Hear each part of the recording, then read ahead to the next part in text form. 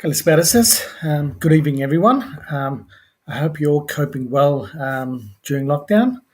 It has been a bit of a roller coaster experience, but hang in there, stay safe, and we will come out of this. Meanwhile, we hope to continue bringing you our weekly Thursday seminars, which look like being extended into the month of October as well. Keep an eye on the community's event programming as things continue to remain fluid. And dates always are subject to change, especially where events aren't online. Let's now move to tonight's seminar, The Battle of Manzikurt, Tipping Point in Byzantine History by Dr. James Kane. And let me start by acknowledging tonight's sponsors, the legal firm Mitraka Savas and Co. Thank you, Peter and Mary. And we encourage you all to become sponsors of a seminar of your choice going forward. Some of you might be asking, where is Manzikurt? Manzikurt is the modern day Turkish town of Malazgirt near Lake Van, located in the Kush province in eastern Turkey, not too far away from the Iranian border. Manzikurt or Malazgirt owes its historical importance to a famous 11th century battle that significantly altered world history, escalating the historic confrontation between the so-called Christian West and Muslim East. More specifically, on August 26, 1071, nearly 1,000 years ago, Alp Arslan, the Sultan of the Muslim Turkic Seljuq dynasty, defeated a large Byzantine army led by Romanos IV Diogenes, the emperor of the Greek-led Christian Empire, and that was a great power of the time. As they faced each other, they were determining the fate of the Middle East and the Anatolian lands. The victory had a profound impact on shaping Turkey's history, as Turkic tribes, encouraged by the victory, sped up their advance to Anatolia, while Seljuqs expanded further west. The Kayut tribe among them went on to establish the Ottoman Empire. Was this battle a turning point in Byzantine history, which ultimately led to the fall of Constantinople in 1453, or was it just another setback for the Byzantines? After all, they had lost many other battles as well. Well, I'm not going to speculate on that. That's why we have our invited speaker, Dr. James Kane, who's a lecturer in medieval history at Flinders University in Adelaide. Being the medieval scholar that he is, his specialisation is the Crusades, and several years ago, we had the pleasure to have him in the Greek Centre where he delivered a seminar on the Fourth Crusade. If people recall, the Fourth Crusade culminated with the sacking and the occupation of Constantinople by the Latins, another critical event which markedly weakened the Byzantine capital. But were the floodgates opened earlier with the Battle of Manzikurt, allowing Turkic tribes to penetrate Anatolia? James, it's great to have you back. Thank you for accepting the invitation to present in our series. The floor is yours. Take it away. Thank you very much, Nick, and thanks for Costas for all his help on the technical side of things tonight. It's a really great pleasure to be back speaking to you all again, and it's kind of strange to think how much the world has changed in the 2 years since I was in Melbourne. Back in the before times when travelling was a lot easier. Speaking of tipping points, things really have changed. But of course, obviously, my thoughts go out to everyone who's in lockdown at the moment as well, and I hope everyone's going okay. And sort of persevering through this very difficult time, because as Nick said, I am also confident we will get through this, but certainly tough times. I'll start sharing my slides in a second, but just before I do that, I'd quickly like to acknowledge the traditional owners and custodians of the land on which I'm giving this talk tonight.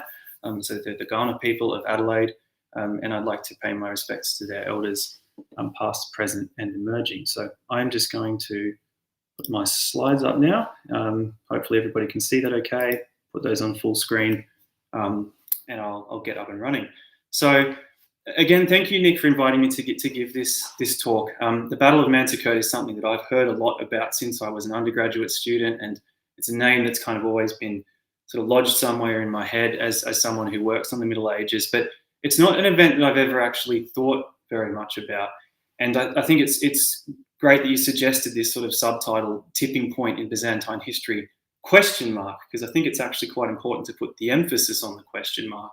And what I'd like to try and do in this talk is give you a sense of the circumstances leading up to the Battle of Manzikurt, give you an outline of what actually happened there, even though I'll admit at the outset that military history is not exactly my thing, so I'm not going to give you a super detailed blow-by-blow account. And once I've done that, I want to kind of assess what the impact of this battle was, both in the immediate term, in the shorter term, and then in the longer term for the Byzantine Empire. And I think it's very important to question all battles in this way when we think about the roles that battles can play in history, and to think very carefully about whether they do very often act as sort of tipping points where the scales overbalance one way or the other. So that's what I'd sort of like to do in this evening's talk. Now, I'm going to do something a bit cheeky and start this talk by pretty much starting it the very same way that I started my last talk for this seminar back in 2019. And that's by drawing attention to Sir Stephen Runciman, who was a famous Byzantinist and medieval historian, particularly of the Crusades. He was a wealthy man. He lived a very privileged life, had a lot of interesting adventures on his travels, got involved in bomb plots and diplomacy and all sorts of interesting adventures. But he was a man who had a real knack for the quotable quote. And last time I kicked off my talk with a quotable quote, which I'll show you again in a minute. But I'm starting with a new quotable quote from Stephen Runciman this time. And this is from his History of the Crusades, Volume 1, published in 1951, so 70 years ago. And Runciman says, talking about the circumstances leading up to the First Crusade, the Battle of Manzikurt was the most decisive disaster in Byzantine history. Runciman was a man with a real knack for the basically for hyperbole. He loved a statement, like a kind of statement to top all statements. And in a way, this is what this statement is. It effectively excludes anything else from occupying the category of a decisive disaster in Byzantine history. The Battle of Manzikurt is the pinnacle for Stephen Runciman. Now, this is interesting, and I'm going to unpack the significance of this battle as the talk goes on. But the reason I think Runciman saying this is particularly interesting is because only a few years later, when he wrote Volume 3 of his History of the Crusades, he said there was never a greater crime against humanity than the Fourth Crusade. So you can sort of see that it's like he had to outdo himself. He'd already said that the Battle of Manzikurt was the most decisive disaster in Byzantine history. So why not go one better and say that there was never a greater crime against humanity in general than the Fourth Crusade. The reason I'm drawing attention to Runciman's quote at the start here about Manzikurt is that it really reflects the traditional view of the battle. So I've got a slide at the very end of this set of slides with a sort of select bibliography, which everyone can have a look at later. But I've got some abbreviated references in here that I'm going to sort of show you to indicate how historians have generally thought about Manzikurt in the past. Now, I'm not quite sure who this M.G. Kurosaki character was, but there's this interesting little magazine, London-based magazine called the Contemporary Review in the early 20th century, where this guy Kurosaki writes an article where he says, this is a really sweeping statement, the modern history of Asia Minor opens at the Battle of Manzikurt in 1071. With this defeat begins the decline of Byzantine civilization, right? So Manzikurt marking the moment where the Byzantine culture starts to go into decline. Runciman, we've already seen, saying that Manzikurt's the most decisive disaster in Byzantine history. The great sort of Greek-American scholar Speros Phironius said in one of his articles that Manzikurt sort of triggered a sudden and complete collapse in the Byzantine Empire. And it's interesting that he says this because in a lot of the other things that he goes on to say in this article and other articles, he actually doesn't make that case at all. He's not actually saying it's a sudden and complete collapse, but it's good to sort of pull these quotes out to illustrate traditional views. In a History Today article, Joseph Streeter said in 1967, in half a day, Anatolia was lost forever to Christendom. That's an exaggeration. It's not entirely true. I mean, large parts of Anatolia or Asia Minor were lost gradually to Christendom over the next 20, 30 years and never really recovered, but not all of the peninsula. And it certainly didn't just happen in half a day, but you can sort of see the why the catchiness of these sorts of quotes entices historians to say them. The French military historian Jean-Claude Chenet says, Byzantinist actually, Chenet, says that Manzikurt is a crucial turning point in Byzantine history, so more in line with the sorts of things I'm going to be unpicking tonight. And in a sort of outward-facing popular history book from 1981, it's quite a good read actually.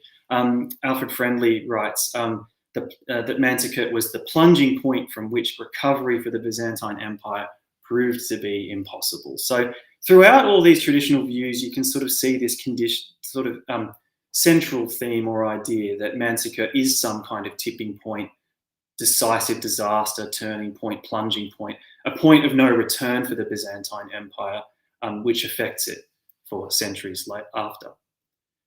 But if we're going to be talking about a tipping point, a potential tipping point for the empire in the late 11th century, we have to have a bit of a think quickly of what the empire, what sort of state the empire was in an earlier point in the Middle Ages, particularly early in the 11th century. And as you can see from this map here, which is from Barbara Rosenwein's fantastic book on the Middle Ages, I urge everyone to go out and buy it or have a look at it. It's great. When the Emperor Basil II came to the throne in 976, the empire was in a reasonably good shape. It was obviously in a much more restricted extent than it had in the earlier Middle Ages, when it was transforming from being the Eastern Roman Empire into something more like what we call the Byzantine Empire. But it was in a pretty good position. I mean, the territory all around the Aegean is fairly securely held. A big chunk of Asia Minor, part of the Crimean Peninsula north of the Black Sea, Crete, Cyprus, and a decent foothold in the toe and the boot to the ankle of southern Italy. Now, Basil was a very significant emperor who was well known for his military conquests. And in the 14th century, he actually acquired the nickname the Bulgar Slayer, probably one of the most impressive medieval nicknames, even though it's pretty brutal.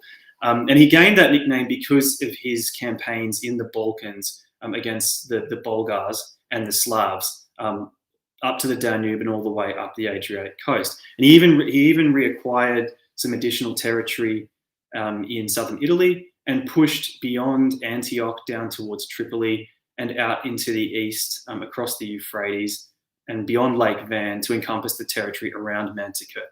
So by the time Basil II died in 1025, the Byzantine Empire was in pretty good shape, geographically, militarily. It was relatively solid. But it often happens when a powerful and influential emperor dies, that things start to break down a little bit. And I'm going to just give you a quick overview now of some of the problems that Byzantium was grappling with in the 11th century.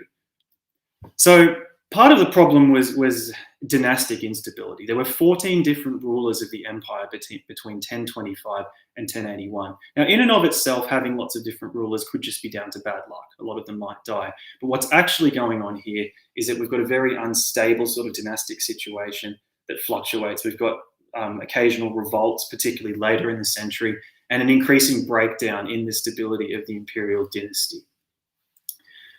A group of people known as the Dinatoi, the powerful men or powerful people, were rising to prominence in the 11th century. And a lot of their rise to prominence was based on increasingly buying or even forcibly grabbing land from free landholding peasants. And as the Dinatoi rose to power, imperial central power was increasingly decentralized and challenged.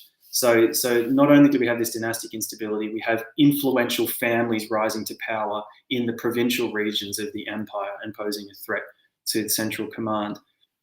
There's an intense dislike, even hostility, between the civil bureaucracy of the empire and the military in the 11th century, so much so that you could almost think of them as political parties, though some historians have made the sensible point that we shouldn't be too rigid about the distinction. There's a lot of overlap between them. But by and large, the civilian bureaucrats do not like the military and vice versa, partly because the military is staffed more and more by members of these powerful families who've risen to power in the provinces. There's frequent incursions from hostile external forces, which I'll say more about in a moment. The geographical extent of the empire has contracted. So as the century goes on, the Byzantines lose really important land in southern Italy and Anatolia. So those gains in the reign of Basil II are gradually sort of narrowing inwards. And there's very serious financial problems, including debasement of the coinage. And this kicks off particularly in the reign of Constantine IX, who's pictured here with the daughters of Constantine VIII. Constantine, essentially, due to the increasing military pressures on the empire, needs to find more ways to pay troops, and particularly mercenaries.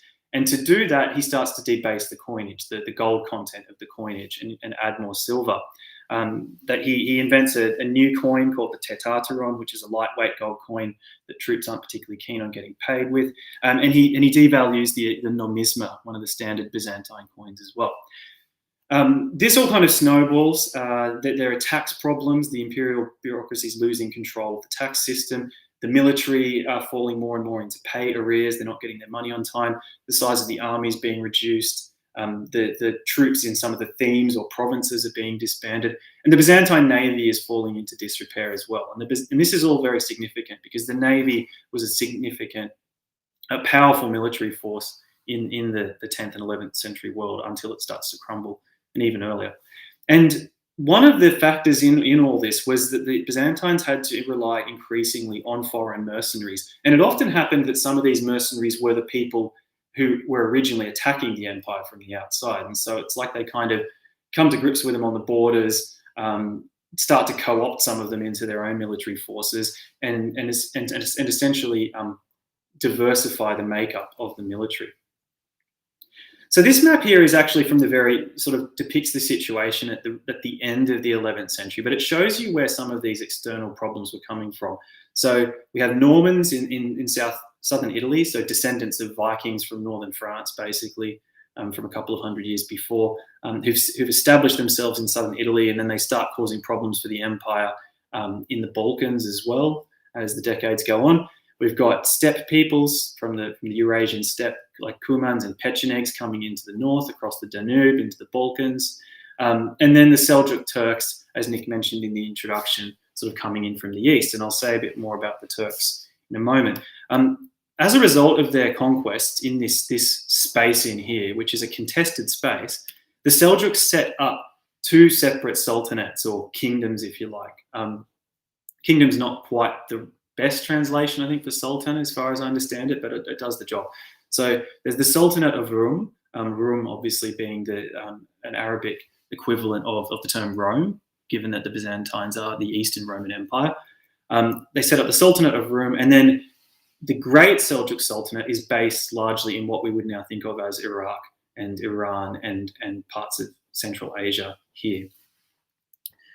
But as the Seljuks come into this space, they're actually coming into a region that has largely been contested between two different Islamic powers based in Baghdad and Cairo. At Baghdad, there is the Abbasid Caliph, so the sort of principal figure in Sunni Islam.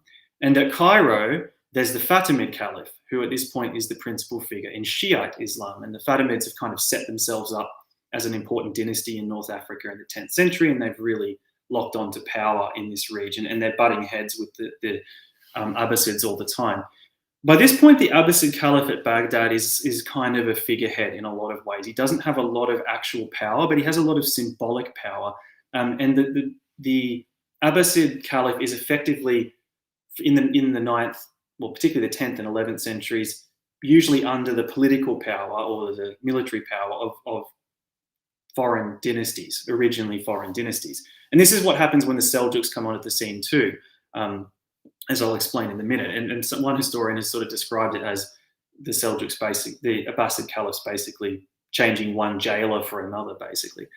But the key point to take away from this is that this is a contested space between the Abbasids under the control of the Seljuks, between the Fatimids and between the Byzantines. And we could sort of draw a rough triangle between the three of them almost. And the relationships at any different point between any 2 points on that triangle shift and differ over time. And it's a very, very complex situation.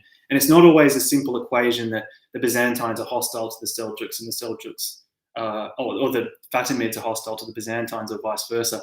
The only sort of given in this situation, the only constant, is that the Fatimids and the Seljuqs are very much butting heads with each other. They're very much not keen on each other. And the Seljuqs are keen to get rid of the Fatimids and sweep down into Egypt and take it as well.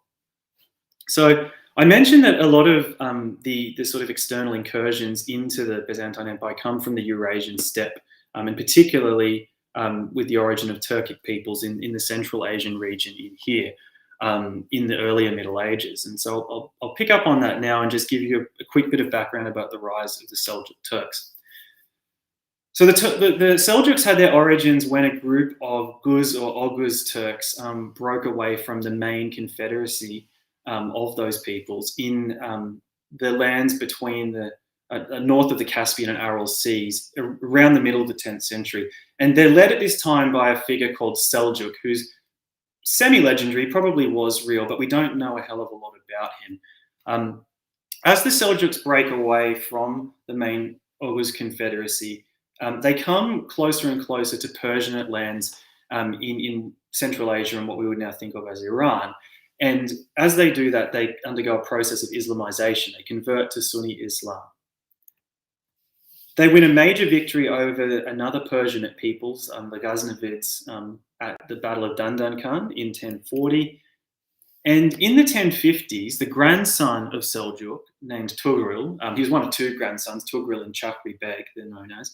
Tugril overthrew another Persianate group, the Buyids, who were in control of Baghdad at the time. And he took Baghdad in 1055 and then again in 1058 after the Fatimids had kind of nicked it back. In the process of doing this, Tugril basically became the supreme military power in this part of the world. The Seljuks gained power over the Abbasid Caliphs, and the Caliph made Tugril, he gave him this sort of grand sounding title, King of the East and West. And in this case, the word for king is Sultan. So this is where Tugril becomes the Sultan of the Seljuk Turks. And after this really significant victory, the Turks started moving westwards into regions much closer to the Fatimids and the Byzantines. So the Byzantines, as I hinted earlier on, were kind of in all sorts of strife by the 1050s and 1060s. And a lot of this had to do with that dynastic instability that I mentioned earlier. When Basil II died childless, power passed to his brother, Constantine VIII. And then Constantine himself passed away relatively quickly in 1028 and passed power on effectively through his daughters, Zoe and Theodora. And so for the next 35 years or thereabouts, power in Constantinople effectively rests on who is married to Zoe or in league with Theodora at any one given point. And there's even a moment in the 1040s where Zoe and Theodora effectively reign in their own right as co-empresses. But obviously this is an extremely misogynistic world at the time. The idea of one female ruler, let alone two, is extremely suspicious to many of the people at court and in the church in Constantinople who really pull the strings of power. And they're always keen to marry the empress off as quickly as possible to kind of get a man back in charge is the idea at the time. Now, all of this starts to break down a bit. So we've got to, even though it's messy, very few of these people are actually closely linked to the family. There is a line of continuity through that association with Zoe and Theodora. This starts to break down a bit once we get to the 1050s. We get a revolt from Isaac Comnenus, powerful military family, the Comnenus family from Asia Minor, and then the rule of Constantine Ducas in 1059. So Constantine Ducas and his son later on, Michael I, the emperors I want to just quickly speak about now to give you some background to Romanos IV. Constantine came from a family of civilian bureaucrats, and he had an aristocratic background. So he was not part of the military camp in origin. He married Eudokia, who was the niece of Patriarch Michael Kerolarios, who was patriarch in the middle of the century, who kind of got in a big stoush with the Western Church and effectively was involved in kicking off the schism between the Roman and Greek churches. And while he was in power, he oversaw an expansion of the bureaucracy and a sort of steady process of military decline. Being a civilian bureaucrat, he wasn't particularly interested in the military. He didn't tend to lead the army personally, and the military fell into even greater disrepair under his watch. Obviously, these external attacks are intensifying at the time. So we've got the Normans in Italy, we've got Turkic groups in the Balkans, we've got the Seljuqs in Armenia. And when Constantine X died in 1067, he was succeeded by his young son, Michael VII. Now, it seems that before he died, Constantine had actually made Eudokia promise not to remarry and basically to act as regent until Michael or their other sons, Constantius and Andronikos, came of age. But the military situation was getting so bad that Eudokia had really not much choice but to remarry. And she was, it's a little unclear to me. It seems that she was basically convinced to marry Romanos IV Diogenes. So Romanos IV, when he married Eudokia and came to power, was facing a really worrying military situation. But the one thing that he had in his favor was that he was a very, very experienced general. So the Diogenes family were also one of these provincial military families that were rising to power. He'd kind of earned his stripes in campaigns in the Balkans in particular, and he was known to be a kind of a firm military hand, which in the late 1060s was exactly the sort of figure that the powers that be in Constantinople were looking for to lead the empire.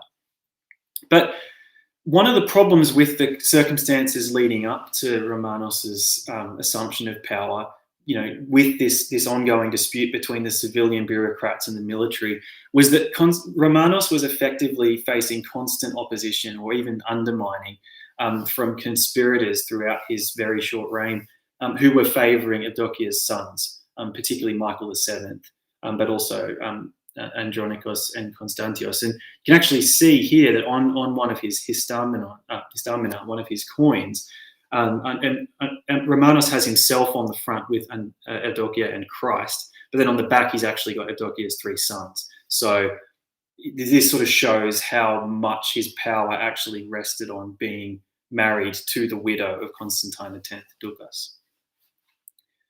But being a firm military hand when he came to power, Romanos essentially had three key goals. First of all, he had to rebuild the Byzantine army in Anatolia, which was essentially in pieces by this point. It was still there, and it was fairly fragmented. It was still there, but it wasn't in great shape. Secondly, he was trying to push the Seljuq Turks out of Byzantine territory and extend the Byzantine frontier east back into the territory around Manzikurt, where there were lots of strategic fortresses. And his third goal, like anyone in power at any time, particularly in a position of royal power, was to establish a dynasty. So his ideal outcome would have been to last long enough and to have a son with Eudokia and to establish a dynasty through that. He actually led 2 expeditions into Anatolia before Manzikurt in 1068 and 1069. So in 1068, he ravaged the countryside near Aleppo in Syria, and he recaptured the cities of Manbij, which is Hierapolis to the Byzantines, and Arta, which is near Antioch. And Antioch at the time was still in Byzantine hands, very important coastal city for the Byzantines to be holding on to while the Turks are kind of running around the region. And in 1069, he leads another campaign, but not a lot seems to come of it as far as I can tell. The details of this period are so difficult to keep track of, to be honest, but not a lot comes of this campaign, and Romanos returns to Constantinople. But his goals are still there. His ultimate goal, and this is almost like his mission that he's been charged with in marrying into the imperial power, is to get the Turks out of Asia Minor. So that's still very much on his mind. So we need to talk a little bit as well about Alp Arslan before we talk about what actually happened at Manzikurt. His name means heroic lion, which is, I'm not entirely clear on whether that's the name that was given to him after his victory at Manzikurt or whether it was always part of his name. He's got a much longer name, which I haven't included here in full, but Alp Arslan means heroic lion. And he was the nephew and successor of Tugril, the grandson of Seljuq, who I mentioned earlier on in the talk. He started off by ruling the regions of Khorasan and Khwarezm, so in Iran and Central Asia, in the late 1058, late 1050s, after his father Chagri Beg died. He oversaw the sack of Ani in 1064, an important site in the Caucasus, and he campaigned in Georgia in 1068. So he's quite familiar with the region around Manzikurt. But he's got some key goals as well, which are fairly different to Romanos's, quite logically. His first key goal is to destroy Fatimid power in northern Syria and secure Seljuk control in the region and in the Caucasus. We need to see so much of what's going on in this period as a clash between the Seljuks and Fatimids rather than necessarily an outright clash between the Byzantines and the Seljuks. It very much depends on the perspective you look at it from. But from the Turkish perspective, it's about getting rid of the Fatimids. And his second goal is to keep Turkmen raiders preoccupied, because Turkmen raiders, who have become a major kind of force in the region now, are a bit of an unruly force for Alp Arslan. On the one hand, some of them are under his kind of authority. On the other hand, some of them are quite autonomous, and they're sort of running around and doing their own thing and causing problems for both the Byzantines and the Seljuks, and sometimes crossing allegiances between those two peoples. So the Turkmens are causing Alp Arslan all kinds of headaches, and he's interested in sort of bringing them to heel and keeping them busy in a productive rather than a destructive way for him. So he actually took Manzakurt from the Byzantines in 1070, and it's worth just bearing this little point in mind, in that whether Romanos II IV chose this location because it had recently been taken, or whether it was part of a broader strategy to take fortresses in that particular region, the fact that it had recently been taken by Alp Arslan would have been playing on Romanos's mind. So I just wanted to give you a sense as well now, before I talk about the campaign, of the main sources for this event. And there are a lot of them, and I'm only really going to touch on a few just quickly here. But my point is to show that there are different biases in these sources, as with any historical source. So the Byzantine historian Michael Italiades wrote a history, of quite a famous and interesting history in the 11th century. And one of the things that's very interesting about his source is that he was present at the Battle of Manzikert, so he was an eyewitness, and he was relatively favourable to Romanos IV. He didn't sort of praise him blindly, but he had a few good things to say about him, and he's an interesting source, not only because he was there, which doesn't necessarily mean he's entirely truthful, but he was there, and he makes an effort to sort of provide a more balanced portrait of Romanos's choices. There's another account written later on by Nikephoros Bryennios the Younger, who was the son, or maybe the grandson, it's not 100% clear, of Nikephoros Bryennios the Elder, who was one of the commanders at Manzikurt, and he's generally very disapproving of Romanos IV. He hasn't got much nice things to say about him. Neither does Michael Psellos, who's extremely well known to people who work on this period, who wrote a text called the Chronographia, probably in the sort of 1060s, he finished it in the late 1070s when he may have died. And he was actually the tutor to Michael VII, who was the son of Constantine X and ended up replacing Romanos IV. And he was extremely hostile in general to Romanos IV. He didn't like him at all. Michael was a member of the civilian bureaucracy. He was extremely well educated, had ties with, he was very steeped in philosophy and classical Greek learning and things like this, and he doesn't seem to have thought much of Romanos IV. There's various Armenian and Syrian accounts, which are largely anti-Byzantine, and they tend to present what happened at Manzikurt as a kind of divine punishment against the Byzantines, and that's because the Armenians and the Syrians have had very complex and often very negative relationships with the Byzantines over the years, largely due to religious disagreements and political and religious persecutions on the Byzantine part against them. But it's a messy situation. And there are also some, quite a lot actually, of quite short and sometimes more detailed 12th and 13th century Arabic chronicles giving a bit more insight into the Turkish perspective. But these are generally secondhand, they're often very brief, and they tend to be fairly, I've said here, mythologizing. They present quite a romanticized account of certain aspects of the battle, and they're not always hugely reliable. But Speros Bryennios actually argued that if you think about elements like the date of the battle, the numbers of the forces, Alp Arslan sending an embassy, a peace embassy to Romanos IV, the course of the battle, and the capture and captivity of Romanos IV, Vryonis argued that the Arabic accounts are actually fairly reliable on the final point, on this fifth point of the story of Romanos's capture and captivity. Or certainly they're more detailed than the Greek sources, and there's reason to think that they've got access to good information.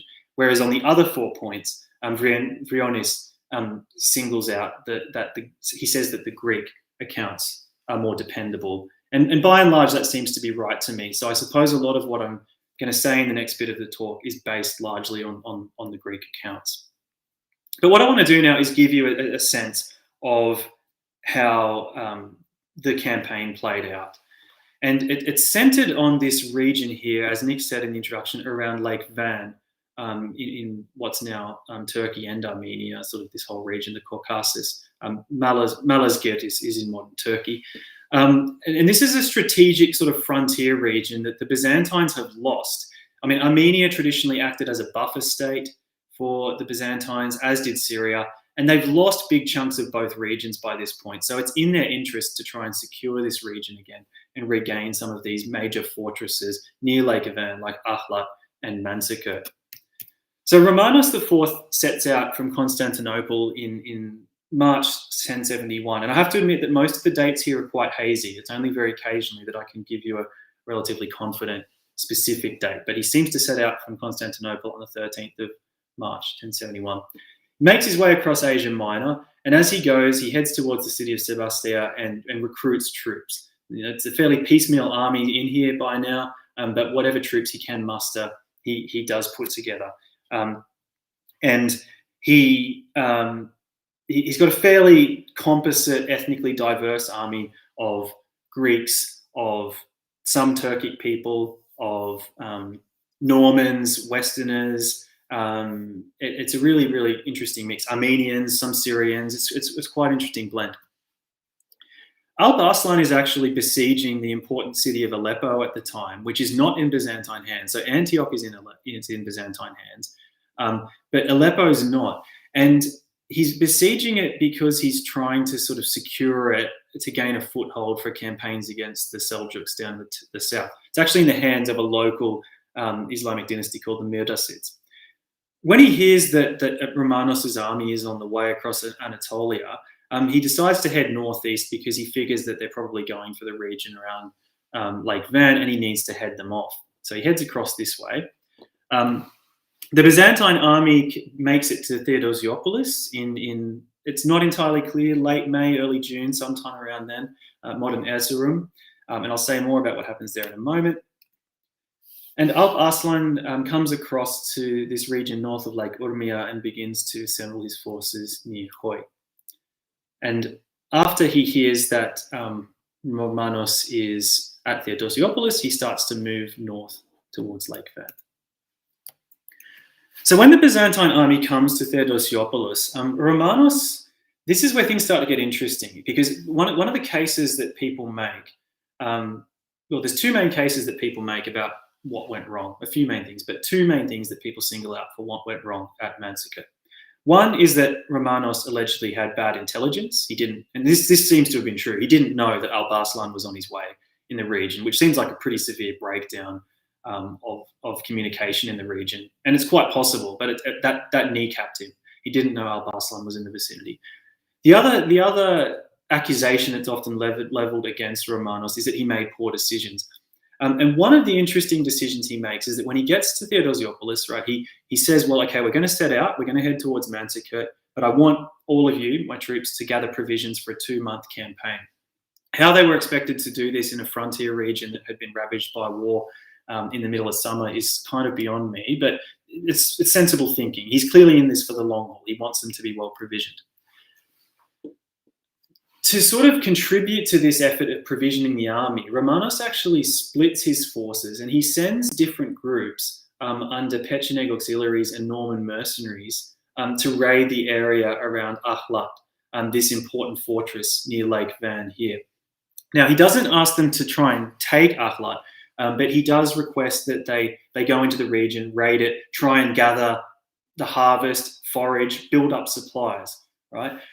Now, as he and his army start moving towards Manzikurt, he also seems to send follow-up contingents to join these earlier Pechenegs and Normans that he'd sent to Akhlat. So by the time he actually gets to Manzikurt, his forces are quite heavily reduced. And what he seems to have been banking on is that these forces he'd sent to Akhlat would do their job. They'd gain the supplies that he wanted them to gain. They'd cause the damage he wanted them to cause. And after they'd done that, they would be able to come back and join his main forces at Manzikurt. But when they were around the region of Akhlat, these forces were actually defeated. So the Normans were led by a sort of famous mercenary figure called Roussel of Bayeux, and the Greek contingent was under the leadership of Joseph Tachaniotis. And the Seljuqs, having come up into this region without Romanos's clear knowledge, seemingly, attack them and defeat them, which sort of completely undoes Romanos's plan to have these contingents come back to join him at Manzikurt. So this is a real blow to Romanos, and he doesn't actually seem to have known that this has happened. I mean, the distance between these two locations isn't that far, but he was a bit preoccupied at the time with the capture of Manzikurt itself, and he does actually manage to pull that off. So he takes this important stronghold, the Seljuk garrison surrendered to him, and he installs a Byzantine garrison in its place. But as I said, unbeknownst to Romanos, Alp Arslan is actually in the region, and he's managed to move into position and camp here on the northern edge of Mount Sufan, which is a big volcano. It's very impressive if you look up photos of it. And he's got himself into position here, ready to deal with the Byzantines now that they've taken Manzikurt. And it seems like he even made a bit of a move at some point to cut the Byzantine lines of communication between the southern contingent and the one here at Manzikurt. And essentially after this force is routed in the south, they basically just disperse into the countryside and generally head back to Asia Minor. So the stage is set. We've had Romanos conquer, he's taken Manzikurt, Alp Arslan is in position, and we're ready for our battle. On the eve of the battle, though, Romanos receives a peace delegation from Alp Arslan, partly because Romanos has got quite a big military force with him, certainly somewhere in the region of 20, 30, maybe 40,000 troops still by this point. And Alp Arslan maybe doesn't have quite as many in his army. And he's not quite keen on joining an open battle with Romanos. Military leaders in the Middle Ages are always keen not to have an open battle if they can avoid it. So he sends a peace negotiation to Romanos, but Romanos essentially humiliates the Seljuk ambassador. He has him sort of prostrate himself in front of him in a ritual known as the proskynesis, and he sends him away and says, well, I'm committing to battle now. It's too late to pull out, because he seems to have felt fairly confident that his forces were in a good position by this point. So the upshot is that on Friday, the 26th of August, 1071, what we get is the showdown, the actual Battle of Manzikurt outside the captured city, stronghold, between Alp Arslan's forces, which are depicted on this great diagram in blue, and the Byzantine ones in red. And I've got the source for this diagram here, but it's a really sort of helpful map to kind of try and picture what happened, and the stages are kind of laid out down here. And I'm not going to go through this in too much detail, but essentially the Byzantines were divided into 4 divisions. Theodore Aliates on the right wing, Nikephoros Phryanios on the left wing, hostile to Romanos, Romanos in the center, and Andronikos Doukas in the back. Now, Andronikos Doukas is actually the nephew of Constantine X, and he and Romanos are not on good terms at all. Romanos has actually got Andronikos's father, John, under house arrest back in Constantinople, and he's taken Andronikos as a hostage into the battle and put him in command of his rear guard. This is one of the other slightly odd decisions that Romanos has been criticized for. Now, what seems to happen is that Romanos pushes his central contingent forward to try and bring the Turks to battle. The Turks aren't really having too much of a bar of it. They're just kind of luring the Byzantines out. As the day goes on, the Byzantine wings kind of lose step with the central contingent. Night seems to be coming on, and Romanos is worried about nightfall, according to some of the sources. but for some reason he orders a countermarch, a retreat. And when he gives the signal to retreat, this effectively causes chaos in the army and panic, and it's misinterpreted. It's not all the contingents recognize it as a sign to retreat. They actually see it as a sign that Romanos is effectively conceding defeat. So they sort of start to hightail it. Obviously, Alp Arslan sees this panic and launches a counterattack, because this is a key moment to pounce and try and take advantage of a numerically superior enemy that you want to gain the upper hand over. And because Romanos sees the Turks counterattacking, he actually stops the withdrawal and he decides to commit to battle. But the forces of the Byzantines seem to be in pretty heavy confusion by this point, and Andronikos Doukas, to make matters worse, has decided that he's just going to yank the rear guard out of there and hightail it. Now, Andronikos is, he wasn't seeking to overthrow the entire Byzantine Empire by doing this. He was part of a family that was locked in a political struggle with Romanos, and he was obviously looking out for his own family's interests. And I think as much as his actions have gained a lot of flack, they're fairly understandable in the context, even though he did attract a lot of criticism for this, and from many perspectives, rightly so. But essentially, everything's in disarray. Romanos goes on fighting quite bravely, according to some of the sources. Even some of the Greek sources that are hostile to Romanos say that he gave a good account of himself. But ultimately, everything sort of crumbles. Most of the Byzantine forces have fled. Some have been taken captive or killed, and Romanos himself is taken captive. And Michael Italiadis, who was there, has this sort of great quote where he says, "The affair was very painful, surpassing any lament or dirge. For what could be more piteous than for the entire imperial army to be driven away in flight and defeated by savage and relentless barbarians, and the emperor, helpless, to be surrounded by barbarian weapons, and for the tents of the emperor, the commanders and the soldiers also to be possessed by men such as these." And this is where he really lays it on thick, for the whole Roman state to be seen as ruined and the empire as all but collapsing. The key point here, though, is what Italiadis is saying is not that the empire actually did collapse, but that it was seen to be collapsing. This was a horribly shameful event. And this is what a lot of historians have started to say in more recent decades about Manzikurt, particularly starting with Jean-Claude Chenet. They've said it's not so much a military disaster, even though it is a mess on the day. It's a psychological blow because of the shame of having the emperor taken captive for the first time ever in the history of the Eastern Roman Empire. And both the Greek and the Arabic accounts are very, very interesting in their narrative of Romanos's captivity. Now, some of the sources seem to agree that he's taken captive, particularly the Arabic sources, that he's taken captive by a slave who recognizes him, and that sort of adds sort of insult to injury. But all the sources kind of are broadly in agreement that Alp Arslan treated Romanos quite well, and that he sort of comes to him and he says, "Well, what would you have done with me if you'd taken me captive?" And Romanos says, "Well, I would have done pretty terrible things. What are you going to do with me?" And Alp Arslan says to him, "Well, I'm not going to do those terrible things. Here's what I'm going to do. I'm going to ransom you and release you, and we're going to come to some kind of agreement," which involved ceding certain cities that not many of which actually make it into Turkish hands.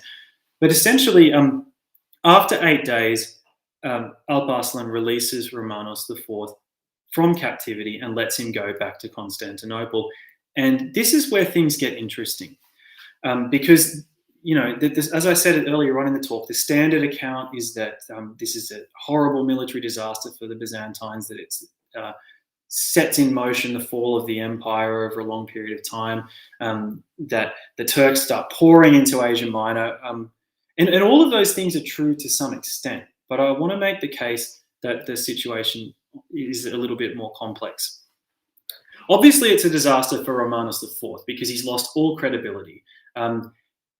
And part of the problem for him is that while he's been in captivity and the word has got back to Constantinople of the disaster, the supporters of Michael VII have seized power. They've actually said, "Well, we're done with Romanos. We hope he kind of they're not sure if he's dead or in captivity, but they're effectively hoping he never comes back." And they put Michael VII on the throne. So Romanos, as anyone in this position obviously would want to do, tries to regain the throne. He mounts a kind of military campaign by gathering some of the remnant forces in Asia Minor. But this doesn't work out for him. He's blinded when he returns to Constantinople. And he's exiled to a monastery on the island of Prote in the Sea of Marmara, which I believe he founded himself. And he dies there in 1072. So much for Romanos, and we'll come back to the Byzantines in a minute. But on the Turkish side of things, it's really interesting that Alp Arslan didn't actually make an immediate push into Anatolia. He didn't try to take the advantage by sending Turkomans and other Seljuk forces into Anatolia. He actually turned his attention south and then east, and he died in late 1072, November, I think, while he was back in part of the original region where he'd held power, Khwarazm. He was effectively assassinated by the governor of the region. So both of the major kind of leaders of Manzikurt were dead by the end of the year, which is a really sort of interesting development. The case that a lot of historians are now more keen on is that it's the civil war of 1071 to 1081 that's most debilitating for the Byzantine Empire. So the civil war doesn't end when Romanos IV dies. I mean, Michael VII holds power for a long time, but there's a lot of dissent. There's a lot of attempted revolts and unhappy military forces throughout the empire. Nikephoros Vataniadis seizes power in 1078, and then Alexios Komnenos seizes power in 1081. So this is a hugely unstable time for the empire.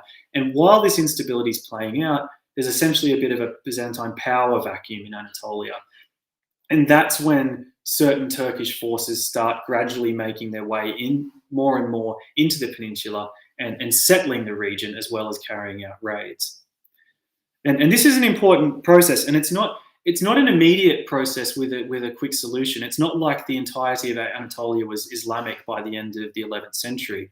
Andrew Peacock has actually made the case that the Islamization of Anatolia goes on over the next couple of hundred years and really plays out in the 13th, by the time we get to the 13th century. But certainly the Turks are gaining more and more control in the region throughout the 1070s and the 1080s as a result of Byzantine instability. So as I said, Michael VII actually abdicated in 1078. Nikephoros Vataniadis takes power then, and he's succeeded by Alexios I Komnenos in 1081. So Alexios is an interesting figure. He's from one of these important or sort of increasingly powerful military families from Asia Minor. And just like Romanos IV, about 20 years before him, more like 13 years before him, he's also an experienced and well-connected general, and he married Irene Dukaina, which allowed him to sort of forge an alliance with that important Dukas family that's featured in this talk. When he came to the throne, just like you'd expect, the Byzantine Empire was facing extremely serious military, political, and economic problems. And he had some very serious early setbacks, in particular a defeat by the Normans at Dyrrhachion in what's now Albania in 1081. And Kane has actually made the case that the defeat of the Byzantine army by the Normans at Dyrrhachion in 1081 is much more of a military blow than the loss at Manzikurt in 1071. But as his reign goes on, Alexios manages to stabilize the situation. He starts to improve the value of the coinage again. He improves the empire's fortunes. And by the time we get to late 1094, things have settled down a little bit. Obviously, there's been huge territorial loss in Asia Minor. There's been significant territorial loss in southern Italy and parts of the Balkans. But things have calmed down just a little bit. So Alexios is well known for kicking off a process of stabilization to some extent in the Byzantine Empire. And throughout his reign, he built up quite a good working relationship with Pope Urban II in the West. And it seems that at some point they held possible discussions about bringing the Greek and Latin churches back together. And as far as I can tell, that's something that Urban was probably much keener on than Alexios. But if you're wanting to keep a potential ally on side in situations like this, you may as well dangle the carrot. And it seems a little bit as if Alexios was dangling the carrot of reunification. He is still facing problems, though, against the Seljuqs in Asia Minor. Obviously, they're not, as I've tried to sort of show that or argue, they're not sweeping across the they're not sweeping across Anatolia in non-stop sort of constant invasions, but Anatolia has largely been settled by Seljuq Turks now. And Alexios would very much like to get that territory back. Thank you very much. And so if he's going to go about this, he's going to need some important help from his allies, or his potential allies in Western Europe.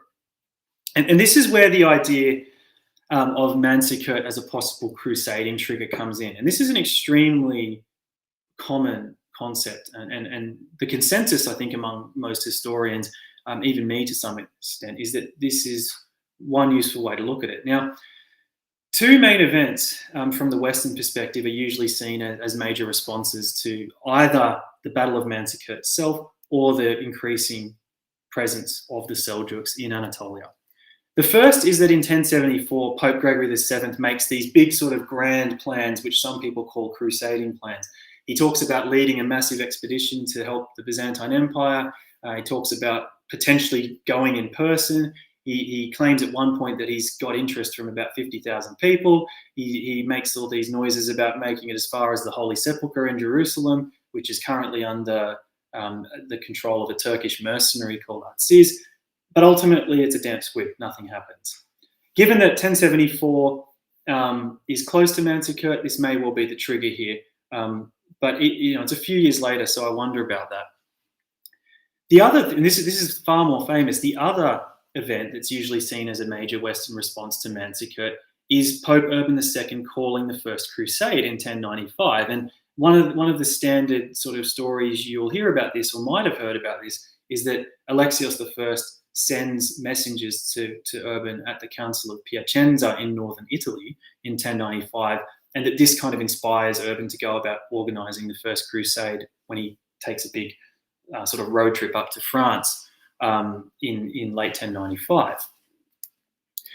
There are some things I would sort of say here, though, to maybe play devil's advocate a little bit and caution how much Westerners were actually thinking about Manzikurt per se.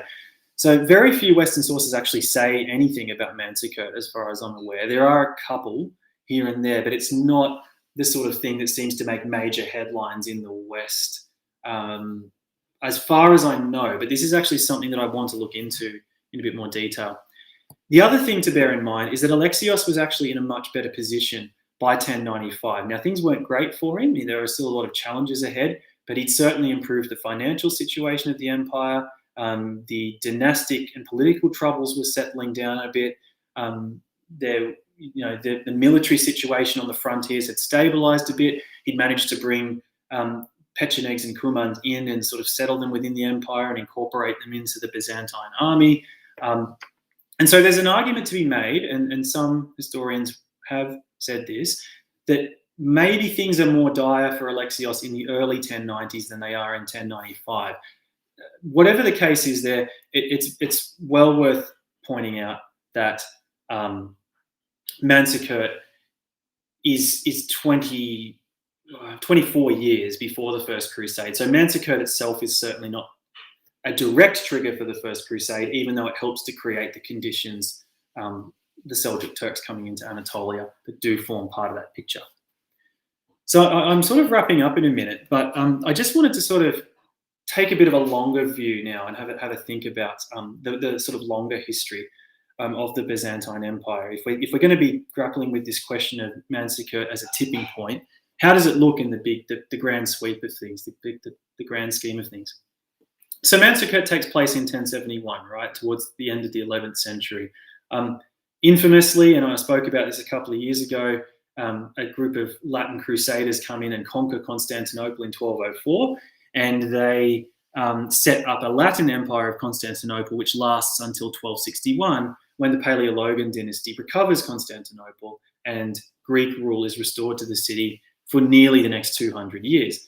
And when we get to 1453, of course, as Nick mentioned at the start, there's the hugely devastating, massively world-changing Ottoman conquest of Constantinople.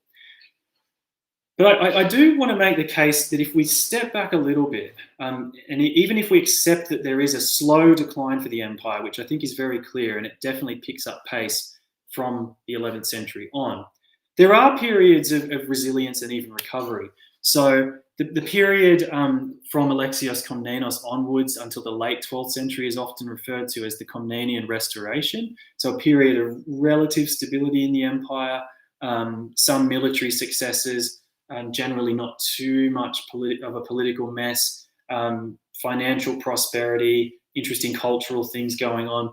And it's a similar sort of picture after the Paleologan recovery in the 13th and 14th and early 15th centuries, where much of the period is referred to as the Paleologan Renaissance, which refers particularly to culture, cultural aspects of Paleologan, Constantinople, and Byzantium. And so I do think that even though Manzikirt's an extremely significant moment for all sorts of reasons, it's not necessarily the death blow to the Byzantine Empire, because the empire does continue on for nearly 400 years after Manzikurt, just under 400 years, really. And there are high points and there are low points, but it's not the sort of moment where everything comes toppling down forever. And I think that it becomes clearer if we do try and step back and take that sort of wider lens view at Byzantine history. And one of the reasons that I think we've always got to be a little bit wary about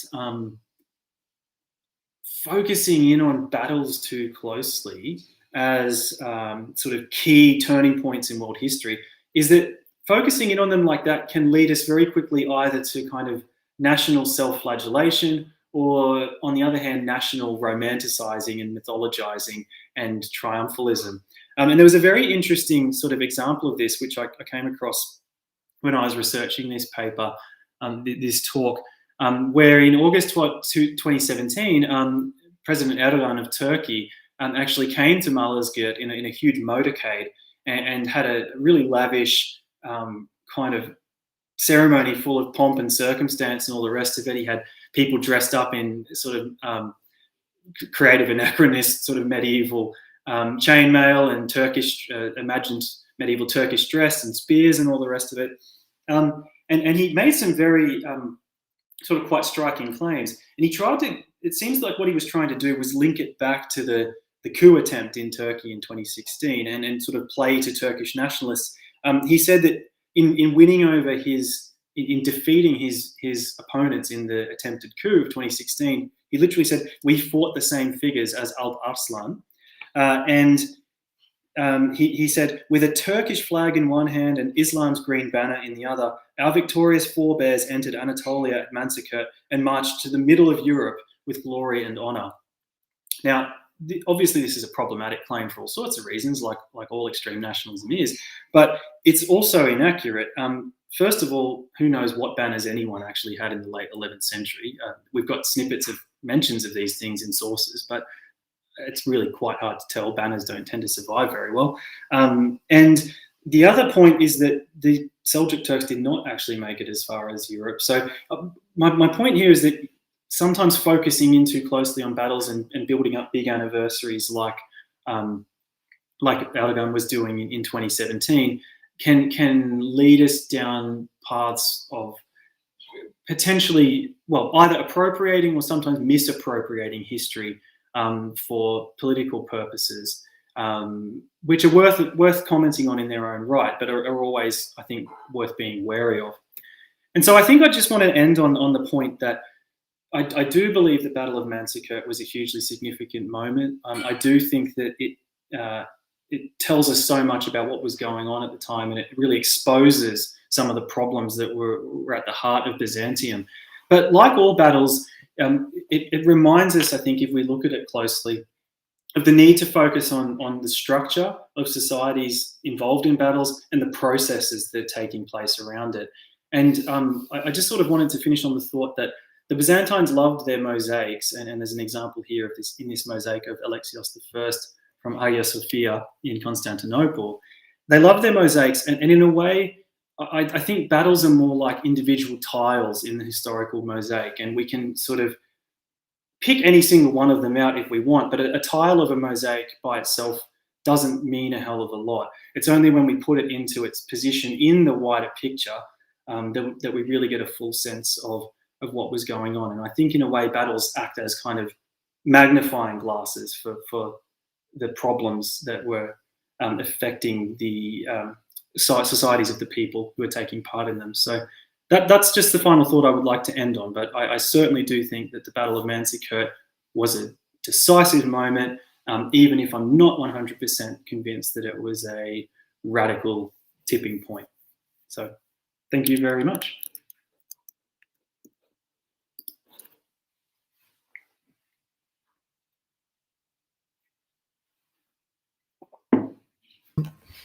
Thank you, James. That was an excellent presentation. I certainly learned a lot from it, and we take your points, and it's pretty interesting remarks there towards the end and conclusions. And I might just kickstart off the questioning because there are a few questions that have been submitted. At one stage, you did mention that the Seljuqs entered the Middle East and were exposed to Persian culture and to Islam. But Persia is considered the center of Shiite Islam, or was it under Sunni occupation at the time? Can you elaborate on that? Or? They, at this particular point in time, this part of the world is more under Sunni influence. So the Shiite influence at the time is more prominent in Egypt and other parts of North Africa, whereas the Middle East, Iraq, Mesopotamia, Iraq, Iran, parts of Central Asia are more under Sunni influence. But there are certainly very heavy Shiite areas in the Persian region at the time, and these areas of Shiite influence never go away. And if you look forward to, say, the early modern history of Iran with the Safavid dynasty, for example, the Shiites rise to extreme power in Iran in the kind of 16th, 17th centuries. So there are certainly Shiite areas of Iran, but the region that the Sunnis the Seljuqs are coming into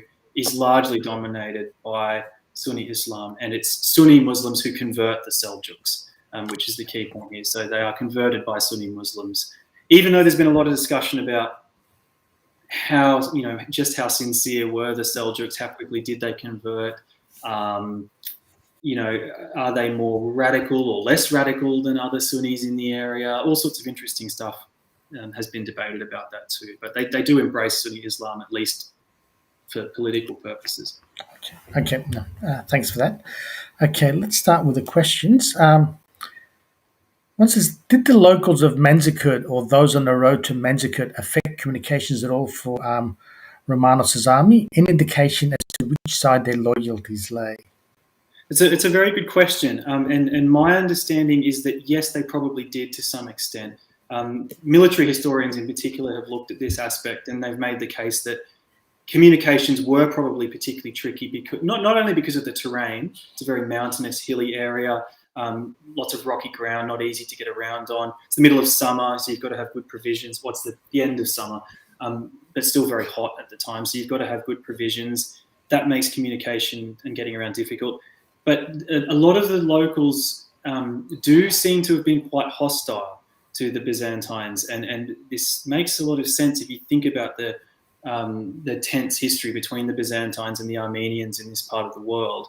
And we shouldn't necessarily assume that everyone in the region was Armenian, but there would have been a lot of Armenians and probably the majority of the population. And Romanos seems to have been quite aware of this hostility, and he even seems to have said, been trying to brace his forces for that. And the chroniclers are certainly very aware of it in their accounts of Manzikurt.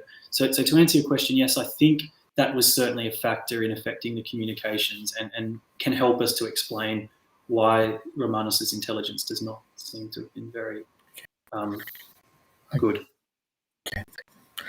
Okay, next question. Did Ducas deliberately ignore their order and march his troops back to Manzikurt rather than cover the Emperor's retreat? I didn't quite catch the second part of the question. Yeah, did he deliberately ignore the Emperor's order and march his troops back to the camp, or rather than covering the Emperor's retreat? Or yeah, it does seem that he did deliberately hightail it. He got out of there, and it's it's one of the sort of if we're talking about turning points and decisive moments, this is the turning point of the Battle of Manzikurt in a way, when Romanos gives the order to retreat and panic sets in, and Andronicus Ducas gets out of there. But as far as I can tell from all the sources, they're fairly well in agreement that Andronikos deliberately leaves. He deliberately heads off. Now, it may be because he's confused. There seems to have been a little bit of confusion in the army about whether the order was being given to retreat or whether a signal was being given that defeat was in process. But either way, Andronikos interpreted it to his own advantage, and as someone hostile to the emperor, he decided to leave. Yeah. Okay. Another question. Alp Arslan seems like a wise leader. Was he aided by intelligence of what was happening back in Constantinople with regards to disunity and political destabilization amongst the Byzantines? And I'll add to that, or did he see Egypt as like the bigger prize or the more immediate prize? Yeah, that's a really excellent question. To the first part of the question, I think he may well have been pretty well informed about what was going on in Constantinople. He was no mug. He had a pretty good grasp on the situation in the region. And it's even though I'm not able to answer that question with 100% certainty because I'm not sure there's enough evidence for it. But one thing I would say is that there have been points in the years leading up to Manzikurt in the late 1060s, early 1070s, where there are Turkish figures who cross into the Byzantine camp. So, and Alp Arslan knows some of those figures, and they don't always necessarily stay there. So I think it's really important to keep in mind that we present it as Byzantines versus Seljuqs, and that's broadly right. But there is some middle ground. There's some hazy middle ground where you do have Turks going across into the Byzantine army. And this was another factor at Manzakurt, which I didn't mention, where there's some desertion of some of the Turkic forces at one point, as well as some of the other mercenaries.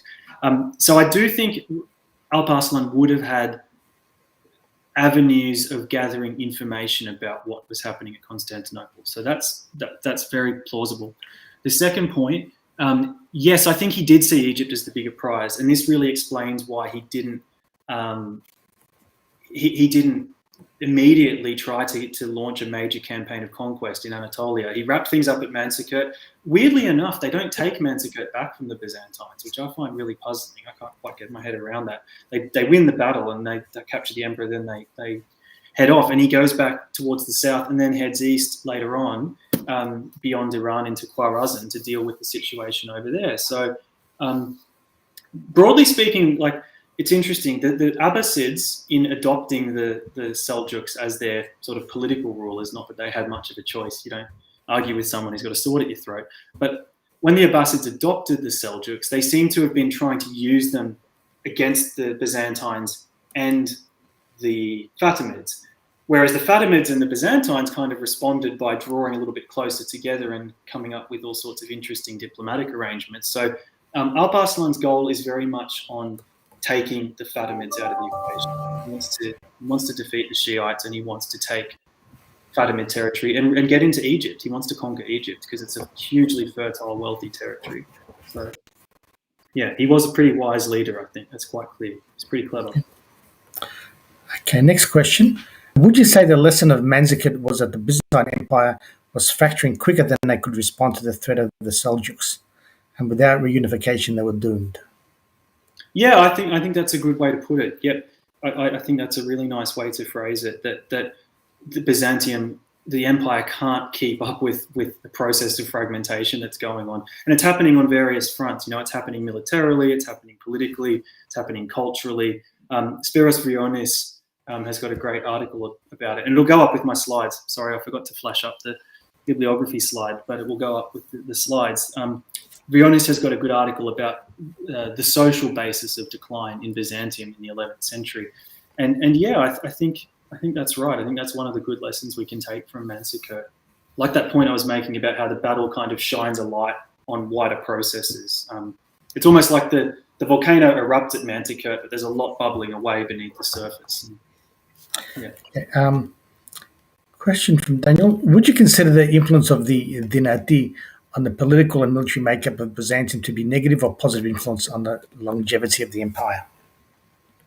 I think that's a really good question, and in a way, not sort of being a dedicated Byzantinist, I wonder if I'm stepping beyond my station in trying to have an opinion on that one. But I think from what I can tell from the reading I've done, broadly speaking, it seems to have been a negative influence.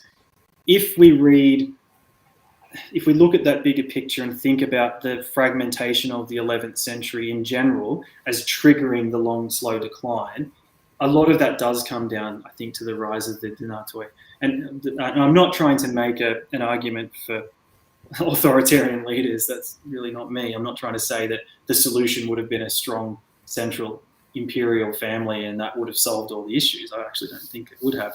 But I certainly think that the instability caused by the rise of the Dinatoi and the increasing amounts of land and ambition and military influence did unsettle things, while all these other unsettling factors were coming in as well.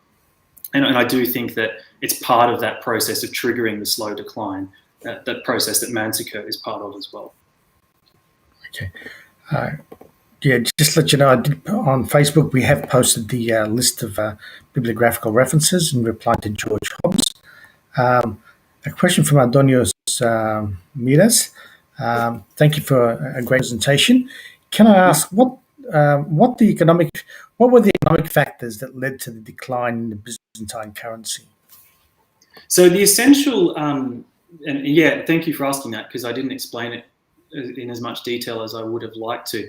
Basically, the reason they started debasing the currency was because the military situation was accelerating. You were getting these external incursions, Normans in the west, Pechenegs and whatnot in the north, Turks increasingly in the Caucasus, eastern Anatolia. And to pay for the troops to fight these battles, more and more money was needed. And essentially, it was easier to create coins with poorer gold content. So it was less costly for the imperial treasury, essentially, to create poorer value coins than to try and keep paying all these forces with the highest value gold coins. So this is why they create the lightweight gold coin, the Tetaturon, and they start devaluing the nomisma by adding more silver content. And they add more and more silver content to it as the decades go on. And it sort of just snowballs. Though Judith Herron has sort of made the point that it was a really bad decision in the long run, but she says that we can't be sure how much the emperors actually understood of what they were doing. Like, it's not entirely clear that the emperors realized that devaluing the currency like this was going to have a sort of impact on the perception of the Byzantine currency, which had been seen as a major kind of international currency, if you like, in this part of the world. So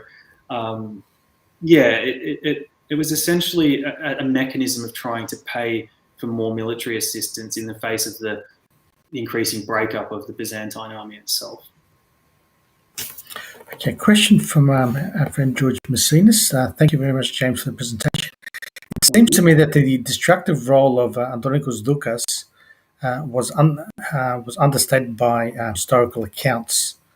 Were the internal conflicts in Byzantium a serious factor in the later hostility by Crusades and the failure to unite the churches? And a related part two of that question, was the church division a more serious factor than the Manzakurt defeat and the decline of Byzantium? So I hope I haven't asked you to pose too much there. No, that's interesting. There's a lot to think about. So the first question was about whether the internal divisions in Byzantium were a serious factor in the Crusades. The later hostility by Crusades and the failure to unite the churches. Yep. And the second question was about whether the failure to unite the churches was as serious as the Manzikurt itself. Yep, that's right. Yeah. So if we're talking about Western perceptions of Greeks, of Byzantines, of the Eastern Roman Empire, and these are generally hostile perceptions, and we see that come through in some of the Crusade accounts. I think that that's certainly a factor, the internal divisions in Constantinople. But certainly what influences the Crusaders even more is their actual interactions with the Byzantine Emperor, with Alexios I, when they come to Constantinople. Now, partly they're preconditioned to see him as sort of duplicitous and unreliable. And this is one of the narratives that's really starting to build up around the Byzantine Empire in Western eyes, and that's kind of rooted a little bit in the internal instability. But I do think that the Crusaders sort of developed their own anti-Greek bigotry and hostility as a result of their kind of perceptions of the experiences they had when they passed through Constantinople and when they moved on into Asia Minor and when they went on to conquer Jerusalem and the rest of it. And I think they were quite misguided in a lot of those perceptions, but I don't think they were thinking too actively about internal instability in Constantinople itself. So that's the first part of the question, I think. The second part of the question, remind me again, Nick, was about... was the church division a more serious factor than Manzakurt defeat and decline of Byzantium? Right, so the separation between the Western and Greek churches. It's a very good question, and I would have to think about it, to be honest, even a bit more.